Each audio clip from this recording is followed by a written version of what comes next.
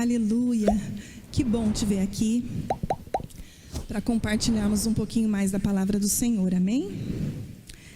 E hoje é um tema muito maravilhoso. Creio que o Senhor vai falar aos nossos corações, assim como Ele falou comigo. E eu digo que quando eu recebi o convite do pastor, a gente fica apreensivo, né? Não tem como. Mas a gente sente algo muito importante dentro de nós, né? Esse amor do Senhor para com as nossas vidas. Esse amor que um dia, né? Ele foi para essa cruz. E lá nessa cruz, Ele demonstrou todo esse amor por nós. É esse amor que eu sinto. E eu creio que é esse amor também que você sente no teu coração. De estar aqui, de estar para receber mais um pouquinho do Senhor, né? Esteja aí com o seu coração aberto, esteja aí com o seu coração contrito, para ouvir o que o Senhor tem para falar, nesse tema, o que o Senhor tem para dizer para as nossas vidas. Como o pastor tem falado, como é bom a gente, né, retomar algumas coisas lá de trás que a gente aprendeu, né? É sempre bom estar atento com as coisas de Deus, atento com a palavra do Senhor, atento com o que Ele quer dizer para nós. É um culto de ensino e eu sei que você vai receber do Senhor, amém? Diga assim: eu recebo tudo o que for da parte do Senhor para a minha vida, amém? Aleluia. E nós vamos falar hoje sobre a cruz. Oh, que tema, né? Foi a partir daquela cruz que nós nos tornamos filhos de Deus, amados do Pai, separados do Pai, amém? E eu gostaria, né, nesse momento que você fechasse os seus olhos e nós vamos fazer uma breve oração para o Senhor, amém?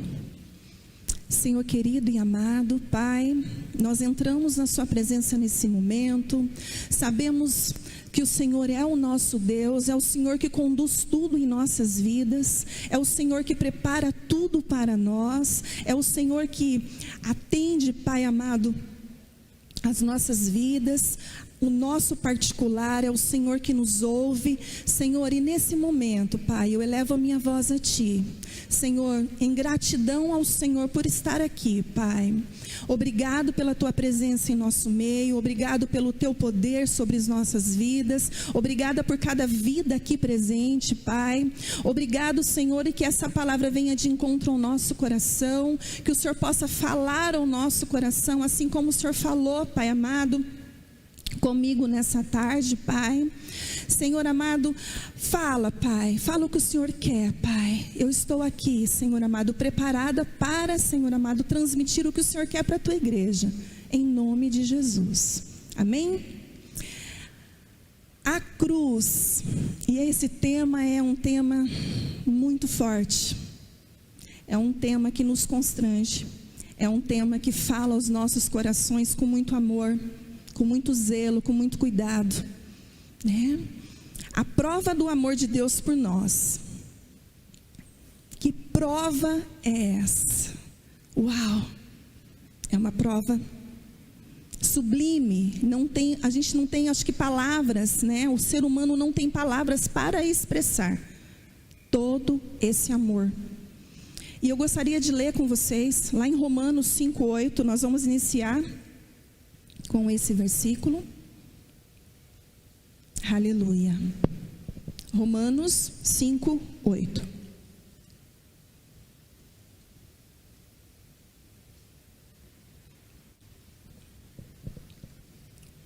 E diz assim, todos encontraram aí?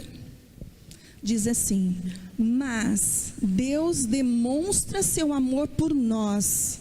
Cristo morreu em nosso favor, quando ainda éramos pecadores. Aleluia. A cruz, né? A cruz, ela representa para nós o sinal do maior amor que Cristo fez pela humanidade, por nós. E que amor é esse, né? Como eu disse, é um amor que nos constrange, é um amor que prova para a gente, apesar que o amor dele é tão grande que nós não precisamos de provas, né? Nós não precisamos, mas a Bíblia diz isso, que é a maior prova de alguém que morreu, né, por nós. Quando Deus enviou ele, o seu único filho, naquela cruz, para nos salvar, para que hoje eu e você estejamos aqui, né, compartilhando dessa palavra. Gente, não tem expressão maior de amor. É um amor sublime. E a gente não tem como expressar tão grandioso amor. E eu coloquei alguma coisa aqui também, e eu vou dizer para vocês. A mensagem da cruz é o centro do Evangelho. A morte do Cordeiro que tira o pecado do mundo é a sua proclamação. O sangue justo derramado na cruz em nosso favor deve ser a nossa ênfase principal. A nossa ênfase principal, nossa vida.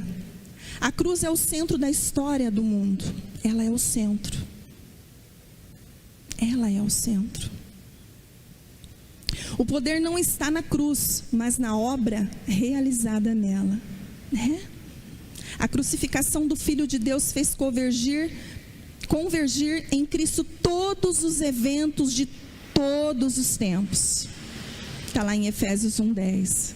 Atraiu o foco do universo, mudou o calendário, trouxe esperança ao pecador, foi escândalo para os judeus, foi um grande escândalo, né, para os judeus, loucura para os perdidos e, fantástico isso, o poder para nós.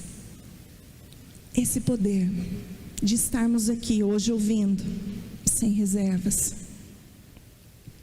Nós somos separados a partir da cruz, a partir daquele ato, né, que o Senhor fez por nós, com tanto, né, magnitude. E essa magnitude lá, né, expressada naqueles açoites, Ele morreu por mim e por você.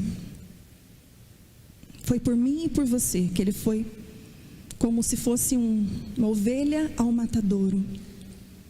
Ele se fez assim. E quando eu estava hoje lendo, né, toda aquela mensagem, era como se eu revivesse logo quando eu aceitei Jesus, e quando eu fui para a igreja, e aquele amor, aquela situação ardia no meu coração, ardia, queimava, por tanto amor, né? Aí o Senhor fala, né? Cristo falou assim sobre a nossa cruz, sobre a cruz, que a cruz não é só nossa, e não é só dele, é dele e nossa. Olha que fantástico isso. Por que isso? Por que essa demonstração de tão puro amor, né? E há uma diferença, ó. A cruz que Jesus tomou, por ela recebemos expiação de nossos pecados. Expiação é o ato de Cristo levar em si a nossa culpa e a nossa condenação. Aí tem a tradução lá, né? Expiar significa reparar um erro, uma falta, pagar um crime, remir ou remir-se, pagar as consequências de alguma coisa, receber punição por alguma coisa. Essa é a expiação. Para entender melhor isso, queridos, né? Lá em Gênesis diz assim: não havia nada, diga assim, nada, nada que separava seres humanos de Deus. Havia conversa, intimidade e passeio, e havia santidade naquela época. Gênesis vai mostrar essa história para nós, né? Quando o Adão andava lá, né, no jardim, no paraíso, não tinha separação. Não tinha. E nós olhando hoje, né, observando eu comecei a fazer uma análise, eu falei, meu Deus, né? Que situação, viviam lá, né? Hoje a gente tem medo de muitas coisas, e eles não, eles viviam numa intimidade assim como nós estamos aqui. Era tudo muito normal. Hoje não, hoje tem o peso do pecado, né? Hoje nós olhamos para alguém, olha, não pode isso, não pode aquilo, né? E a gente fica reprimido. E aquela época, Gênesis fala, ó, não havia nada que separava seres humanos de Deus, né? Havia conversa. Não é bom conversar? Havia essa conversa, uma intimidade, né? E passeio, havia santidade, que hoje nós não vemos na humanidade. Nós vemos intimidade, mas tudo para o lado errado, né? Tem situações que a gente precisa, né, observar, separar aos nossos olhos. Nós, como os cristãos, nós temos que saber discernir. E naquela época era tudo igual, né? No entanto, Eva e Adão caíram. Naquela época, caíram em pecado. Diante do quê? Diante da mentira e da tentação. Eles caíram.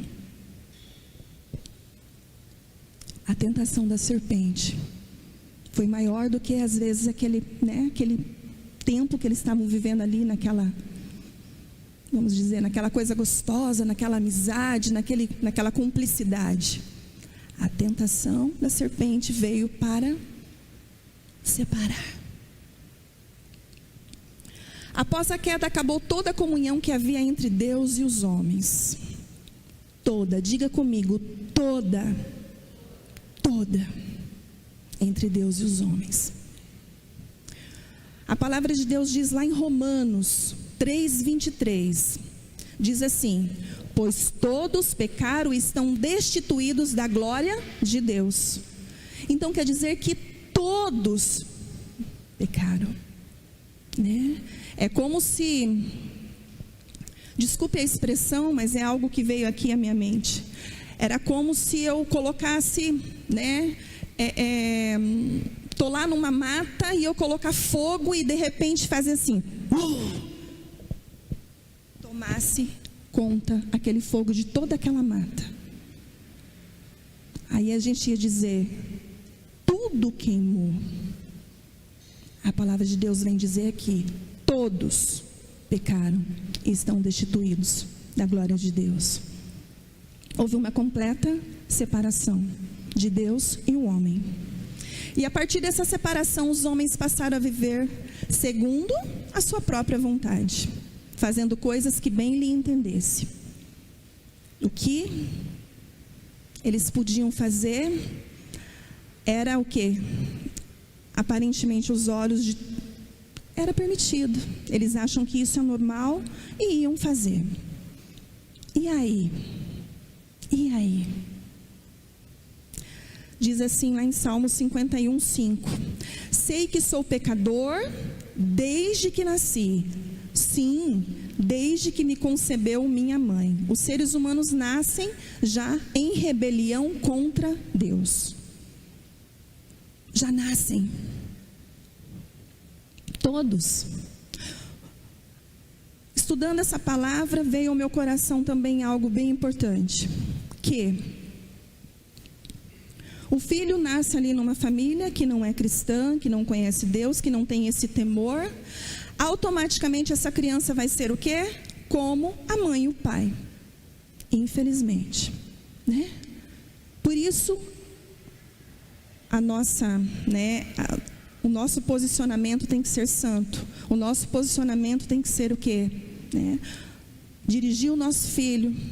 Enfim, nós sabemos, nós estamos aqui numa igreja, né, que conhece a palavra, que está estudando a palavra. A gente está retomando muita coisa, né, para ficar alerta, né?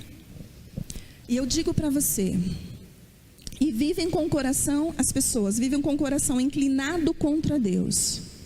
O que é isso? Né? Totalmente incapazes de entender qual é esse poder do Senhor para as nossas vidas. Que poder que Ele tem para nós. A nossa separação tem que ser aí. Nós temos que entender essa separação. Mas a humanidade é assim. Em Efésios 2:1 diz assim: vocês estavam mortos em suas transgressões e pecados, nos quais costumavam viver quando seguiam a presente ordem deste mundo e o príncipe do poder do ar, o espírito que agora está atuando nos que vivem na desobediência. Que palavra forte. Essa palavra veio como, né? Nós estávamos mortos, digo nós cristãos, nós estávamos mortos com as nossas transgressões. A palavra é clara em dizer. E agora não, nós mudamos, nós olhamos de uma forma diferente, né? Diferente. Aí diz assim, que a consequência natural dessa vida voltada contra Deus e do quebrar das leis, eu até frisei muito isso porque é bem impactante. A consequência natural dessa vida voltada contra Deus e do quebrar das leis de Deus é a punição, ou seja, a aplicação da justiça divina sobre os infratores de sua lei. O que quer dizer isso? Nós não temos uma lei aqui, terrena? Temos, né? Precisamos seguir, precisamos obedecer, porque senão somos infratores. Vamos, né? Vamos, sei lá, ganhar uma multa, né? Alguma situação, uma lei de trânsito. Ó, não vira aqui. Ó, não pode isso, não pode aquilo. Ó, permitido, é 50 por hora. Enfim. E nós, se nós transgredirmos essa lei, nós vamos ter uma penalidade, certo? Precisamos entender que na presença do Senhor, né? Olhando para a palavra de Deus, também temos. E nós temos que nos policiar muito isso. E como? Né? O problema é que não há quem não tenha infringido a lei de Deus. Porque lá todos pecaram. Vamos voltar lá. Romanos diz que todos pecaram. Então, infringimos uma lei, certo? Assim, todos estamos obrigados a prestar conta diante do juiz. Infringimos uma lei, precisamos prestar conta. Se você infringe uma lei do trânsito, você vai ter a consequência. Em Gênesis, nós vamos ler sobre isso, 18:25 vai dizer assim: longe de ti fazer tal coisa, matar o justo com o ímpio, tratando o justo e o ímpio da mesma maneira, né? Longe de ti, aí ele diz assim, longe de ti, né? Não agirá com justiça o juiz de toda a terra. Se ele deixou na sua palavra que teria uma penalidade, se ele não agir dessa forma, quem é Deus? Estaria mentindo, certo? Nós precisamos entender que vai ter a retaliação, ele vai nos cobrar. Em algum momento vai nos cobrar. Sermos julgados por sua justiça, sofrendo as consequências e penas devidas às nossas transgressões. Nós precisamos entender que se eu faço isso de errado, eu vou ter essa penalidade. Se eu faço aquilo, eu vou ter outra penalidade. Por isso que nós temos uma direção na palavra. E essa palavra é a palavra do Senhor. Não é a palavra do Joãozinho, da Maria, do Pedro, é de Jesus. Digo para você, em Romanos 5:8, Deus demonstra seu amor por nós. Cristo morreu em nosso favor, quando ainda éramos pecadores. E aqui entra, né, Cristo e a sua cruz. Aleluia.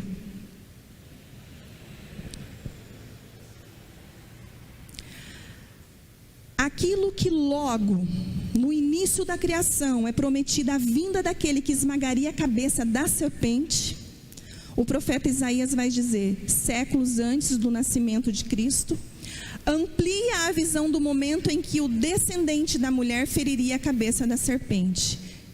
E aí entra Isaías 53, 4, 6, que é uma sequência. Diz assim, do 4 até o 6, desculpe. Certamente ele tomou sobre si as nossas enfermidades, e sobre si levou as nossas doenças. Contudo, nós o consideramos castigados por Deus, por ele atingido e afligido, mas ele foi transpassado por causa das nossas transgressões, foi esmagado por causa de nossas iniquidades. O castigo que nos trouxe a paz estava sobre ele, e pelas suas feridas fomos curados. Todos nós, tal qual ovelhas, nos desviamos, cada um de nós se voltou para o seu próprio caminho, e o Senhor fez cair sobre ele a iniquidade de todos nós. Aleluia, aleluia. Esse é o nosso Deus, esse é o nosso Deus. Então na cruz Jesus estava se reconciliando com os seres humanos caídos com Deus. Foi nessa reconciliação, olha que coisa mais linda. Quando você está em conflito com alguém e você se reconcilia, não é tão bom? Agora imagina nós se reconciliar com o Senhor. Imagina isso. Aleluia. E nós só temos essa permissão por quê? Porque Deus permitiu. Aleluia. E para completar, 2 Coríntios 5, do 17 ao 19, diz assim: portanto, se alguém está em Cristo, é nova criação. As coisas antigas já passaram, eis que surgiram coisas novas. Tudo isso provém de Deus, que nos reconciliou consigo mesmo por meio de Cristo, e nos deu o ministério da reconciliação. Ou seja, que Deus em Cristo estava reconciliando consigo o mundo, não levando em conta os pecados dos homens, e nos confiou a mensagem da reconciliação. Aleluia. Isso é para nós, isso é para mim, é para você, isso é para nossa família, isso é para nossa família, isso é para quem a gente ama, isso é para o nosso vizinho, aqueles que ainda não alcançou, que nós possamos ser esse porta-voz de falar do amor dele, de olhar para ele e falar: Jesus te ama. Uma hora vai ser impactado, por mais que o coração esteja duro.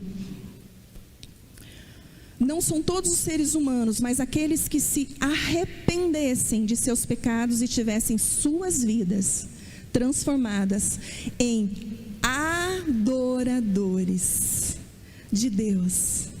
Na cruz, Jesus estava cancelando toda a dívida, toda, diga comigo mais uma vez, toda a dívida que essas pessoas tinham com Deus. Toda a culpa, toda a condenação foi aniquilada, foi extinta, como a gente queira falar. Contribuindo mais com a palavra, Colossenses 2, do 14 e o 15, diz assim: e cancelou a escrita de dívida. Olha que fantástico, dê um glória a Deus para o Senhor. E cancelou a escrita de dívida, que consistia em ordenanças e que nos era contrária. Ele a removeu, pregando-a na cruz, e tendo despojado os poderes e as autoridades, fez deles um espetáculo público, triunfando sobre eles na cruz. Uau, uau, que poder é esse, que poder é esse? Um espetáculo público. Na cruz, meu querido, Jesus destrói a inimizade que havia entre Deus e os seres humanos. Ele destrói.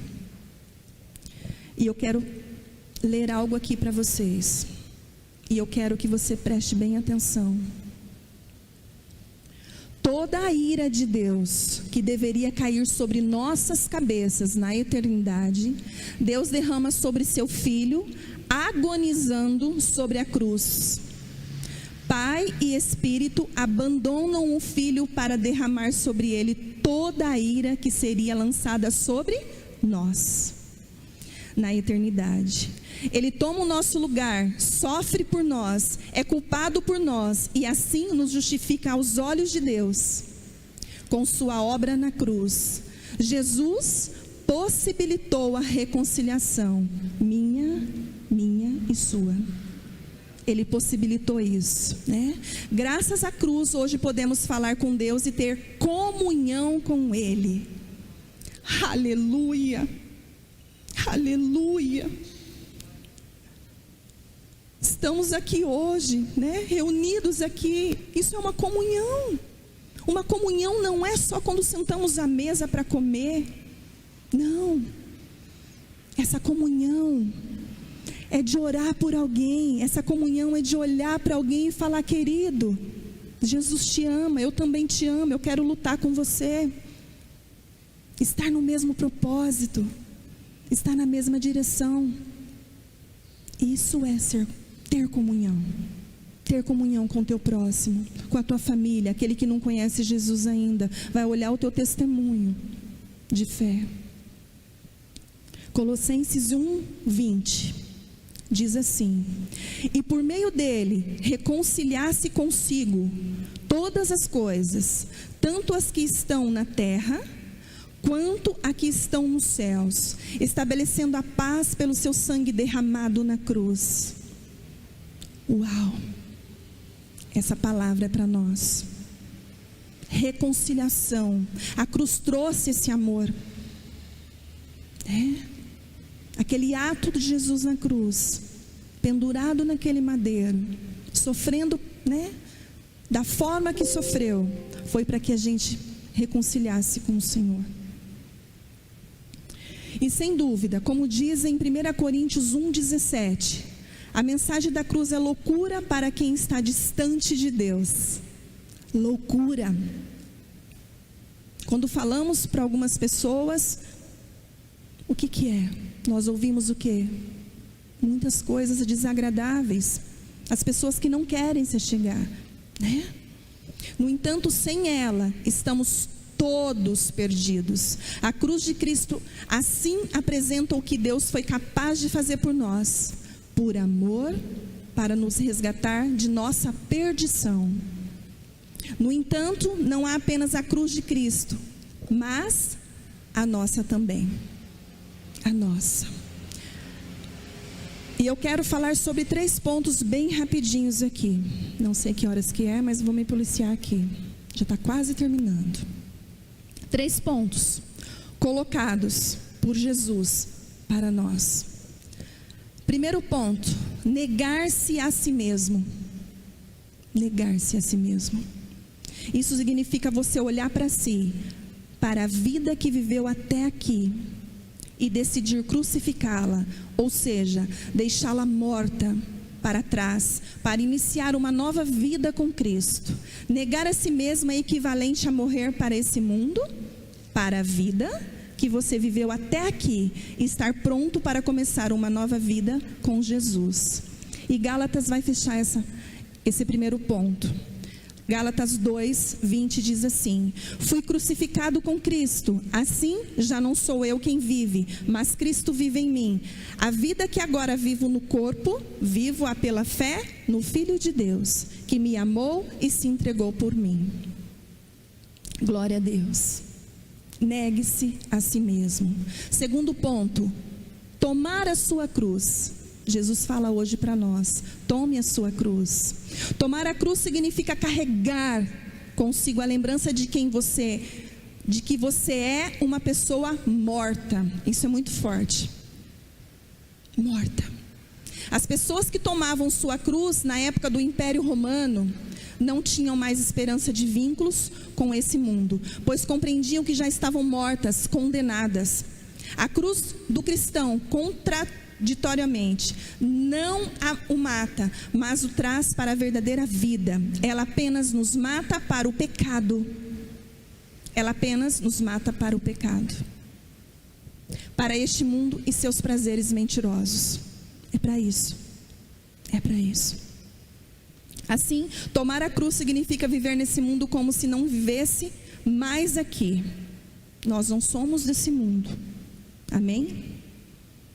Nós estamos nesse mundo, não somos desse mundo. Vivemos aqui, cumprindo uma missão, eu vejo dessa forma. Cumprindo essa missão para que juntos subimos com o Senhor para a glória, que lá é a nossa morada. Aleluia. Assim, ou seja, viver negando todo o prazer mentiroso que apresentar diante de você, negando os ídolos que tentarão lhe seduzir e entrar em seu coração. Isso é constante. Todos os dias precisamos negar. Terceiro ponto, seguir a Jesus.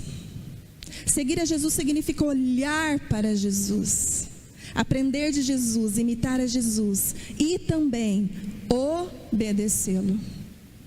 Obediência. Seguir a Jesus precisa de obediência. Se nós não formos obedientes, vamos ter problemas. Vamos ter problemas. João 15:14 diz assim: vocês serão meus amigos se fizerem o que eu ordeno e guardar os meus mandamentos. João 14:15. Se vocês me amam, obedecerão aos meus mandamentos. Eu preciso obedecer. Eu preciso. Aleluia. Lucas 14:27. Já estou encerrando, tá, pastor? E aquele que não carrega a sua cruz e não me segue, não pode ser meu discípulo. É forte isso. Aquele que não carrega sua cruz e não me segue, não pode ser meu discípulo. Aleluia. Glória a Deus. Queridos, eu quero compartilhar algo aqui com vocês bem rapidinho. A gloriosa recompensa da cruz. E diz assim: Jesus venceu a morte. Diz, glória a Deus. Jesus venceu a morte. Ele ressurgiu. Ele está vivo. Ele venceu a morte. Ele rompeu os grilhões da morte. Ele abriu o túmulo de dentro para fora. Ele conquistou para nós imortalidade. Aleluias. Porque a nossa casa não é aqui, é na glória. Ele nos comprou com o seu sangue. Ele tirou-nos da maldição da escravidão, do império das trevas, da potestade de Satanás, do jugo do pecado. Agora somos livres, somos filhos de Deus. Aleluia. Agora temos a justificação, somos perdoados. Agora somos filhos, somos herdeiros. A recompensa de Jesus é você. Diga assim: a recompensa de Jesus sou eu. A recompensa de Jesus sou eu. É seu arrependimento, é sua volta para Ele, é sua conversão. Essa é a nossa parte. Rejeitar Jesus é crucificá-lo de novo. Isso é muito forte. A rejeição gera isso. Acredito que a tristeza que Jesus, por tudo que Ele passou por nós, por amor a nós, e chegar um filho e rejeitar, como você se sentiria? Você sendo mãe, você sendo pai, um filho te rejeitar. É triste. Aleluia. É cuspir no seu rosto outra vez. Recebê-lo traz-lhe alegria.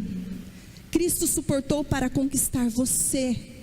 Ele ama você. Você é a sua recompensa. Aleluia. E eu quero só compartilhar 3 linhas aqui com você. para concluir.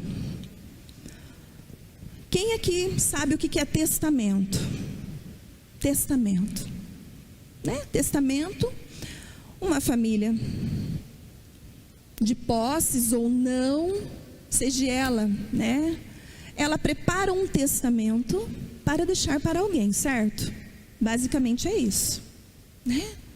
Eu preparo esse testamento. Eu quero deixar, sei lá, eu tenho 2 filhos, estou dando um exemplo, tá, filha? Nunca a mãe vai fazer isso. Mas eu quero deixar algo para o meu filho e não quero deixar para minha filha. Eu faço o quê? Um testamento. Vou lá no cartório, arrumo um advogado, faço todos os trâmites ali que precisa e eu faço esse testamento. Só que o testamento só vai valer a partir do momento que eu se for, certo? A partir do momento que eu se for desse mundo, a partir do momento que eu morrer. E eu tirei essa conclusão de Jesus na cruz. Lá tinha um testamento.